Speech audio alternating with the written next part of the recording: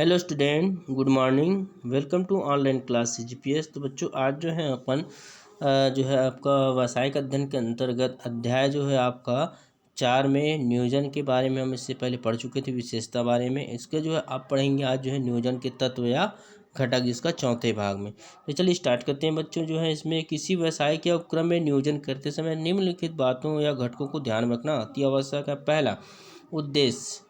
दूसरा है कार्यविधि, मतलब हमारा उद्देश्य क्या है, क्या क्या करना है। नियम है ना, कार्यक्रम, पूर्वानुमान, नीतियाँ, विधियाँ, बजट, मोर्चाबंदी, ये किस प्रकार किया जाता है।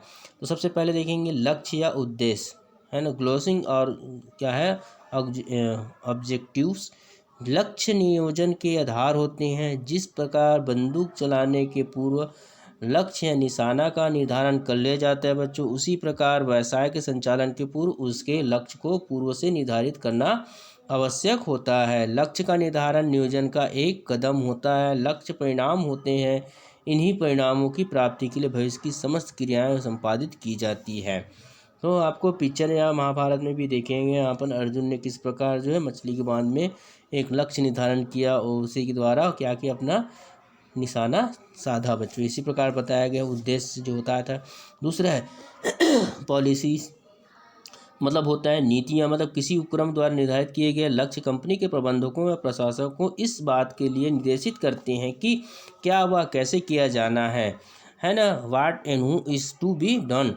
तो लक्ष्य को प्राप्त करने के लिए हम जिन सिद्धांतों को में ध्यान रखा जाता है वो सिद्धांत ही नीतियाँ कहलाती है।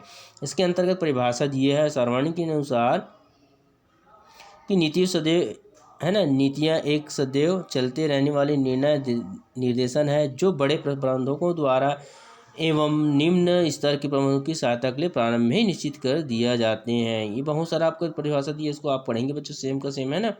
तो मैं आपका आगे चलते हैं। यहाँ पर जो दिया है तीसरा नंबर जो दिया गया था, कार्य विधि का अंतर करेंगे। यहाँ पर प्रोड्यूसर प्रोसीड्यूर करके कार्य विधि से आशा है कि कार्य करने की एक निश्चित जो होता है सुनिश्चित श्रृंखलाबद्ध जो होता है आपका विधि से है। ये वे विधियाँ होती है जिनके सहयोग से भविष्य के कार्य को संपन्न करने का एक ढंग स्थापित किया जाता है।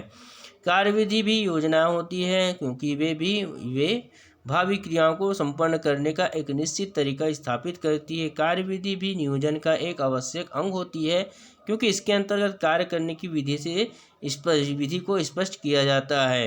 नियोजन में कार्य विधि क्या होगी, इस लक्ष्य का इसका उल्लेख अवश्य होता है। तो कार्य विधि आवश्यकता व परिस्थिति के अनुकूल बनाई जाती है, मतलब किस प्रकार कार्य को हमको करना है। तो उसमें एक अच्छी कार्य विधि की विशेषता देखेंगे हम, किस प्रकार इसको कर सकते हैं। पहला, कार्य विधि तथ्य आंकड़ों पर आधारित होना चाहिए, मतलब भाई अनुमानों पर नहीं, मतलब ऐसे हो जाएगा करके, है ना।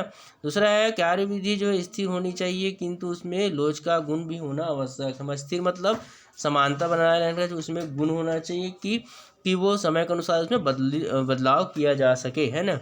तीसरा है कार्य विधि कंपनी की नीति व उद्देश्य के अनुरूप होना चाहिए, मतलब जिस उद्देश्य के लिए कर रहे हैं उनका एक निर्धारित नीति के रूप में किया जाना चाहिए बच्चों। चौथा जो दिया है कार्य विधि कार्य क्षमता के अनुसार होना चाहिए, मतलब हमको अपने क्षमता के अनुसार ही उसको कार्य को पूर्ण करना चाहिए।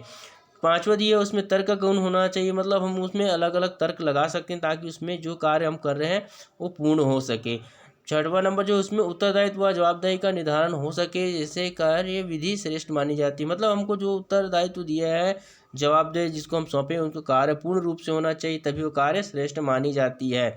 सातवां देखेंगे कार्य विधि ऐसी हो जिससे लक्ष्य की प्राप्ति आसान हो, मतलब हमारा कार्य ऐसा विधि बनाए, नियम बनाए जो हम लक्ष्य निर्धारित कर रहे हो पूर्ण रूप से किया जा सके। अगला है बच्चों चौथा है विधियाँ। तो विधि का मतलब होता है मेथड, मतलब हमारा नियम होना चाहिए। विधि का आशय किसी कार्य करने के ढंग को स्पष्ट करना है। वास्तव में कार्य करने के अनेक ढंग होते हैं, उनमें से सर्वश्रेष्ठ विधि का चयन कर उसी विधि से कार्य संपन्न कराना चाहिए। विधि ऐसे हो जो अधिक व्ययशील ना हो, मतलब खर्च ना हो तथा सरल हो। योजना बनाना जो है, योजना बनाते समय भी विधि का निर्धारण करना भी आवश्यक है। यह स्पष्ट करना आवश्यक है कि विधि व कार्य विधि अलग अलग होती है। विधि हमारा नियम होता है, कार्य विधि हमको कार्य को करने वाले। तो इस प्रकार देखेंगे। अगला है विधियाँ व कार्य विधियों में अंतर, है ना। तो अगर देखेंगे पहला नंबर में कार्य विधि में विभिन्न पग या स्टेप होते हैं यहाँ पर, तथा ये पगों के क्रम को निर्धारित करते हैं। विधियों में एक निश्चित पग होता है, मतलब जिसके द्वारा हमको कार्य को करना है। विधियाँ जो कार्य विधि के एक विशिष्ट पग की सर्वोत्तम विधि होती है। तीसरा दिया है कार्यविधि अनेक विभागों से संबंधित होती है, जबकि विधि में प्राय एक ही विभाग में शामिल किया जाता है ना। चौथा नंबर देखें, कार्यविधि संस्था के कार्यात्मक विभागों की क्रियाओं से संबंधित होती है, जबकि विधियाँ केवल विशिष्ट प्रक्रियाओं से संबंधित होती है। अगला देखेंगे बच्चों यहाँ पर पांचवा जो है नियम। तो नियम से आशय उन बिंदुओं से होता है जो यह स्पष्ट करता है कि विशिष्ट विषम परिस्थितियों में बिना किसी विचलन के क्या किया जाना चाहिए और क्या नहीं किया जाना चाहिए। नियम की तरह दिन होती है तथा उनमें तर्क वितर्क का कोई स्थान नहीं रहता, मतलब एक जो नियम बनाया हम उसी के आधार पर अपन काम करें। अगला होता है बजट। बजट का आपको सभी मालूम है जो यहाँ पर सामान्य अर्थ में बजट का आशय किसी विशिष्ट कार्य में व्यय किए जाने वाले धन की प्राप्ति के साधन से, मतलब हमको आने वाला समय में हम ये नियम निकाल रहे हैं वो जो है हमको क्या प्रॉफिट प्राप्त होगा, किससे क्या मिलेगा। अगला है कार्यक्रम प्रोग्रामिंग्स। तो किसी भी कार्य को संपन्न करने की संक्षिप्त योजना को कार्यक्रम कहते हैं, अर्थात कार्यक्रम भी एक योजना है। लक्ष्य, नीतियाँ तथा विधि निश्चित कार्यक्रमों के रूप में ही कार्यवाही का पथ प्रदर्शन करता है ना बच्चों। अगला देखेंगे कार्यक्रम एक संक्षिप्त कार्य योजना है, मतलब इनके द्वारा बताया गया शब्दों में कार्यक्रम के एक उद्देश्यों की प्राप्ति के लिए आवश्यक प्रयासों की एक श्रेणी है जो प्राथमिकता क्रम में व्यवस्थित किया जाए। जैसे अपन देखते हैं नाटक कार्टून जो देते हैं बच्चों, यहाँ पर जो है वो लाइन से क्रमबद्ध किया जाता है। मोर्चाबंदी मतलब है स्ट्रिंगी। तो मोर्चाबंदी या व्यू रचना एक व्यवहारिक योजना है जिससे प्रतिबंधियों या प्रतिस्पर्धाओं की योजना को ध्यान में रखकर बनाया जाता है। वर्तमान कलाकार प्रतियोगिता बाजार में वस्तु के विभिन्न रूप व प्रकार में सफल होने के लिए व्यू रचना आवश्यक हो जाती है। आज प्रत्येक उत्पादक अपने वस्तु को नए ढंग से नए पैकिंग में बाजार में लाने का प्रयास करता है तथा अपनी योजना को गुप्त रखकर ही अन्य प्रतिस्पर्धाओं की योजनाओं को ज्ञात करने का प्रयास करता है। यही मोर्चाबंदी कहलाती है। मतलब हम आप सीरियल में देखे हो जो है अभिमन्यु जो है चक्रव्यूह किस प्रकार फंस उसको मालूम नहीं था, है ना। तो उसी प्रकार हमको उसका भी ज्ञान होना अति आवश्यक है, मोर्चाबंदी किस प्रकार करें। तो नौवां है देखेंगे पूर्वानुमान लगाना, है ना, फोरकास्ट। तो व्यापार के भविष्य को देखना, अनुमान लगाना, पूर्वानुमान लगाना कहलाता है।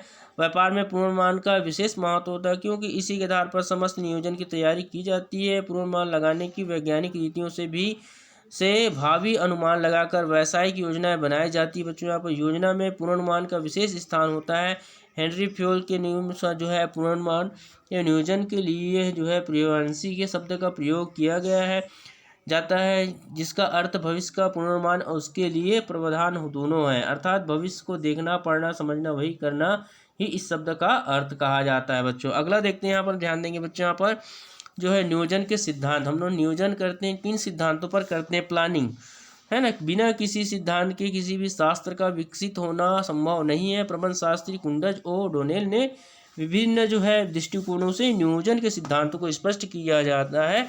प्रमुख सिद्धांत निम्नलिखित है। पहला, उद्देश्यों के प्रति योगदान का सिद्धांत। हमारा जो है उद्देश्य बनाया गया है उनमें हम क्या योगदान कर सकते हैं। Principle of contribution up to the subject objective. यह जो है सिद्धांत इस बात पर बल देता है कि नियोजन संस्था के उद्देश्यों की प्राप्ति में योगदान देने वाला होना चाहिए।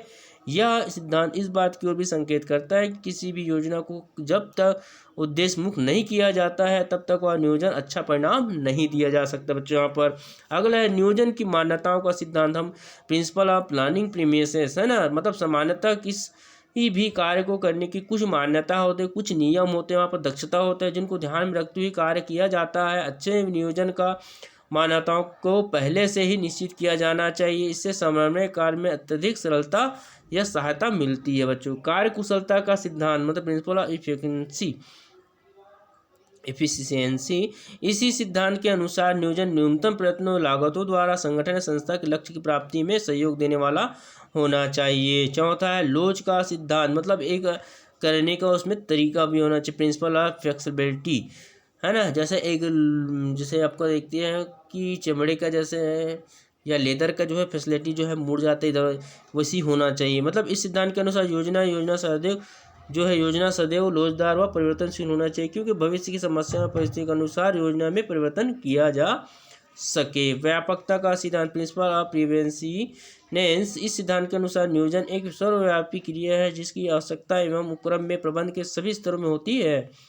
अतः नियोजन प्रबंध के सभी स्तरों के अनुरूप होना चाहिए, मतलब हम जिस कार्य के लिए कर रहे हैं। समय का सिद्धांत, प्रिंसिपल ऑफ टाइमिंग, नियोजन का में समय का विशेष महत्व, क्योंकि समय पर नियोजन है ना बनाकर उचित समय में क्रिया नहीं हो सकता तो लक्ष्य प्राप्त करना कठिन होगा। विकल्पों का सिद्धांत, मतलब इस सिद्धांत का आशय नियोजन के विभिन्न विकल्पों में से श्रेष्ठ विकल्प का चुनाव करना होता है। परिवर्तन, 8वां देखें, परिवर्तन का सिद्धांत, प्रिंसिपल ऑफ चेंजिंग।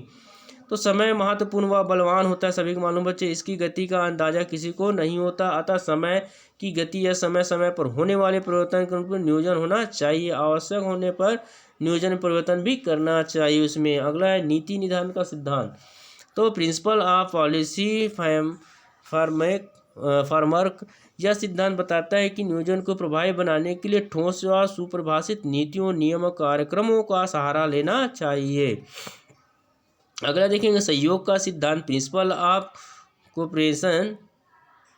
तो यह इस बात का बल देता है कि नियोजन का कार्य संस्था में कार्य करने वाले सभी कर्मचारियों के सहयोग व परामर्श किया जाना चाहिए। अगला है मोर्चाबंदी का सिद्धांत, प्रिंसिपल ऑफ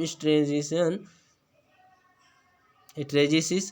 किसी संस्था या उपक्रम की प्रतिद्वंदी संस्था प्रशंसा हो तो उस प्रतिद्वंदी की योजना को ध्यान में रखते हुए आवश्यक मोर्चाबंदी अवश्य करनी चाहिए, है ना। अगला है न्योचितता का सिद्धांत, प्रिंसिपल ऑफ रिलेशंस। ठीक है, इस सिद्धांत के अनुसार जो भी योजनाएं बनाया जाए वे न्योचित व तर्कसंगत होना चाहिए बच्चों। तो इस प्रकार जो बताया गया बच्चे आप यहाँ तक पढ़ेंगे। अगला जो पढ़ेंगे नियोजन के आवश्यक कदम, प्रक्रिया और नीति। आज के लिए बेटा गुड डे, है ना।